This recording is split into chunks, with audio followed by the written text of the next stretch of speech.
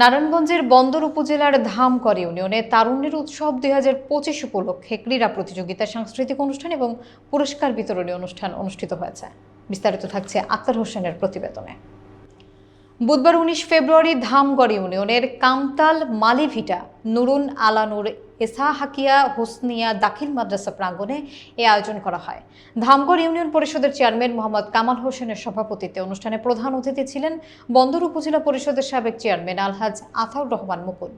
বিশেষ অতিথি হিসেবে উপস্থিত ছিলেন সাবেক অ্যাডিশনাল পিপি ও নারায়ণগঞ্জ জেলা বিএনপি সদস্য অ্যাডভোকেট বিল্লাল হোসেন, বাংলাদেশ জামায়াতে ইসলামীর মজলিস সদস্য মোহাম্মদ সালাউদ্দিন, ধামগড় ইউনিয়ন বিএনপির সাধারণ সম্পাদক মোহাম্মদ আমজাদ হোসেন, সহসভাপতি মোহাম্মদ ইসলাম ও সাংগঠনিক সম্পাদক মোহাম্মদ আমির হামজা।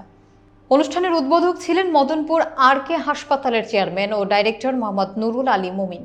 বিশেষ অতিথি ছিলেন বিশিষ্ট সমাজ সেবিকা মুন্নি। অনুষ্ঠানের সার্বিক তত্ত্বাবধানে ছিলেন মাদ্রাসার সাবেক সভাপতি মঞ্জুরুল হক ভূঁইয়া ও মানব জমিন পত্রিকার সাংবাদিক মোহাম্মদ নুরুজ্জামান মোল্লা।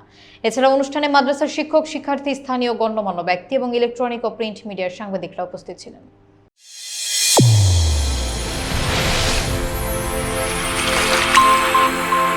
চ্যানেল A1 হৃদয়ের স্পন্দন।